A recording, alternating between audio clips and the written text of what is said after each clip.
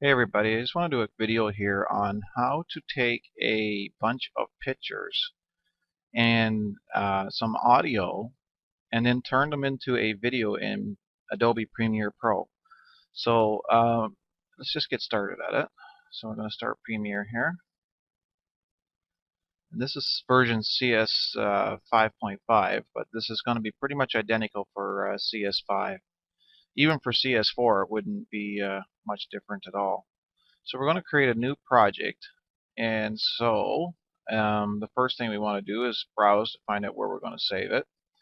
Now I've had it in here before, created one, but I'm going to do it again and select this folder, and we'll just give it a name. And so we'll say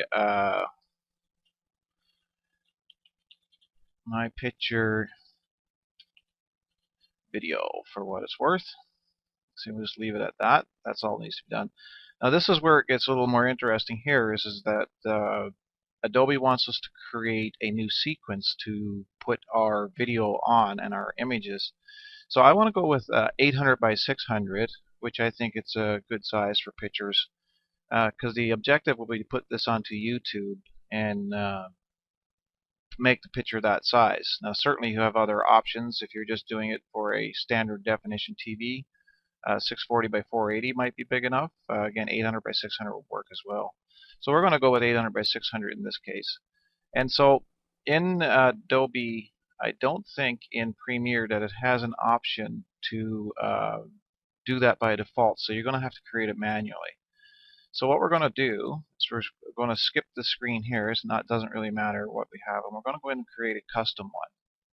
And so in here, we have an option for custom. Now this is changed in CS 5.5. Previous to this version, instead of saying custom, it says desktop, which is kind of an odd name to give it, but nonetheless, it is desktop in older versions. So if you don't see custom, look for desktop and choose that option. And so we're going to give it a frame rate of whatever we want. We have choices here. Leaving it at the defaults just fine. 2997 is a standard length. And we want it to be 800 pixels wide and by 600 pixels high. And also you're going to want to make sure we set this to square pixels. And it's not going to be interlaced, it's going to be progressive, so we'll set it to progressive scan. And display format's fine. The audio sample rate, now this is determined more on what your audio is going to be. So if you know your audio is at 48 kilohertz, leave it there. And if you know it's at a different rate, then change it to the rate that you're going to be using. Now the preview file format is set to iframe only MPEG. Now I don't know if this option is available for previous to CS 5.5. So what we're going to do is we're going to change this to Microsoft AVI. But certainly you could leave it at the other one if you want. And we're just going to choose the, I think the, yeah, RLE will be fine. And so again, we're going to change this to match our sequence, our video frame size, so 800 by 600, which is linked, so it automatically saves that. And then we can give our sequence a name. My video pictures. And what we can do here is we can save this as a preset. So later on, when we come back, if we want to create another one with these settings, then we have a preset to do so. So let's go save our preset, and we'll give it a name. Picture to video 800 by 600. And so then you can give it a description if you wish. But we'll leave that out for now, just for the sake of time.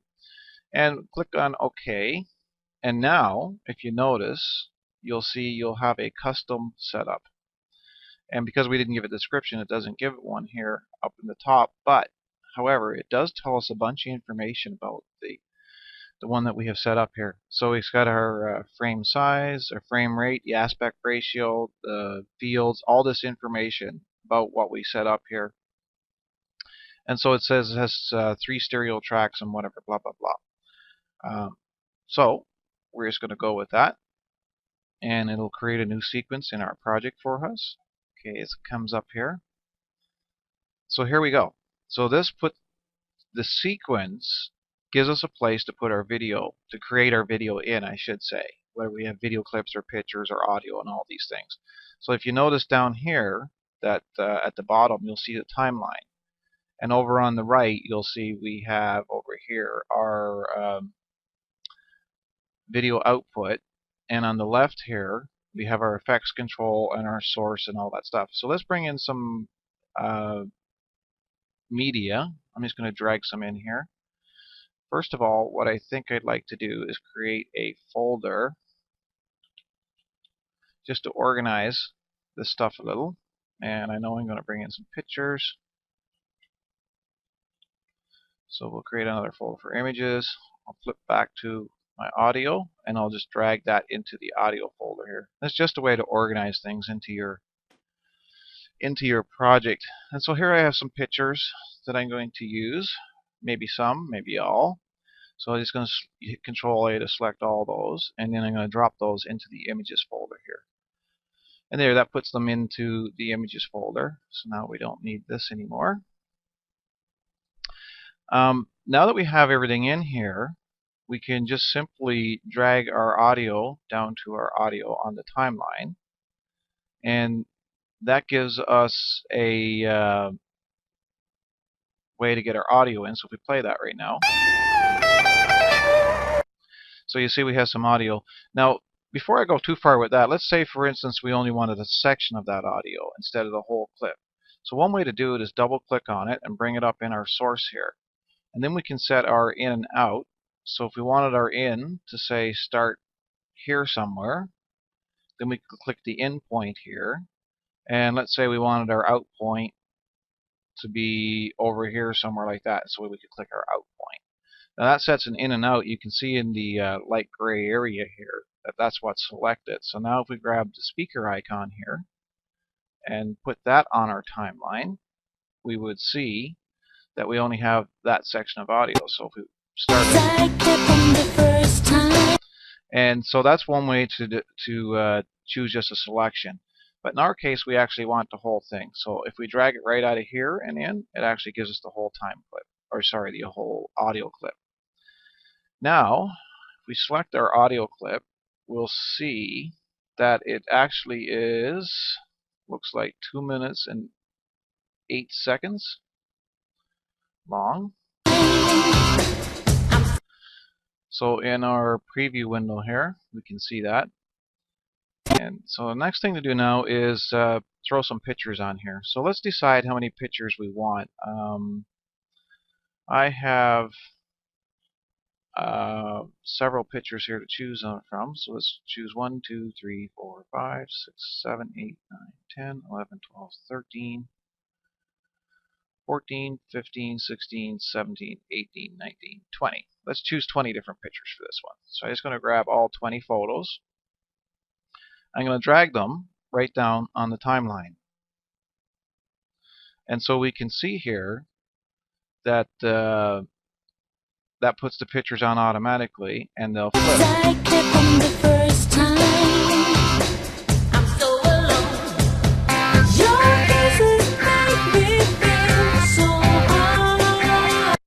So you can see it throws our pictures on there and gives us a start, but it's not what we want. I'm just going to up our view here to fit the whole screen. And so our pictures are not fitting to the window properly. If you notice, they're completely zoomed in, and that's not what we want, because if we were to look back at, let's just say one of the pictures here, choose any one. So let's zoom in here. I'm going to hit the plus on my keyboard, which zooms in to wherever the timeline is, wherever the current time marker is, and we'll go to select the picture, we'll go to Effects Control, and in the motion you'll find out under there that it actually has a scale.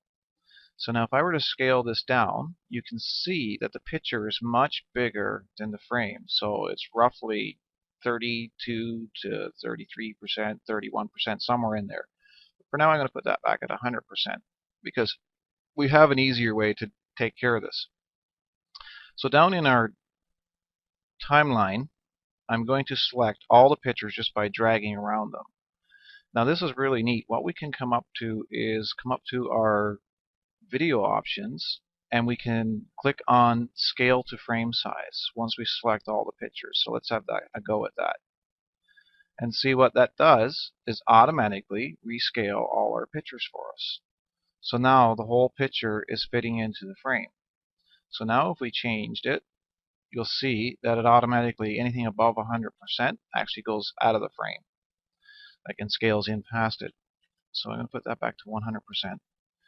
And so that's a perfectly great way to add that in there really quick. So the next thing I'm going to do is I want to take care of how long these clips are going to be, each picture, because you can see the pictures are not lining up with the amount of audio that we have on the timeline. So each picture needs to be a little longer in duration. And so we have 2 minutes and 8 seconds of audio, I do believe. And let's just drag over to the end of our timeline here. Okay, 2 minutes and 8 seconds. So 2 minutes and 8 seconds is what? That's 128 seconds of audio. And so now we need to know how many seconds do we need for each picture to be. So we brought up our calculator, and we have 20 images that have to span that amount of time. So let's just do a rough calculation here, and we have 128 divided by 20, 6.4 seconds each. Just roughly, that's just a rough calculation, so let's give that a shot. So again, select all your images on the timeline, come up to your clip, and now you can click on speed duration. And now you can actually set this in here. So at 6.4 seconds, it's actually going to be set, we have, where 5 is, it's 5 seconds, and 0, 0 is for frames to the right of it. And so this goes into hours, minutes, seconds, frames.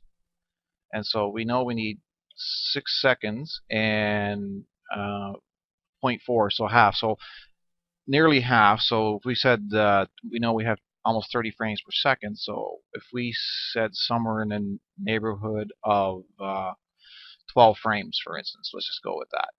And that should get us really close. And also it's important that you click the ripple edit, shifting, trailing clips, because then that ripples this across all the clips so they're all done at once. If you don't do it this way, it's probably going to mess up on you. So give that a shot. And so there you go. It puts our clips all the way up. And now, if we take a look over on our timeline, our clips go pretty near the end of where we are here. So now the next thing I'd like to do is add some transitions between these. So that way when they go from one clip, as we see here, it's rather harsh that the clips go this way. So what I'm going to do here is I'm going to select all the clips on the video, which is our pictures. Then I'm going to come up to sequence, and I'm going to click apply default transition to selection, so the entire selection will get all these transitions. And so there we go, that puts them all in there. And now if we play, we'll see that we'll get a nice transition from one to the other.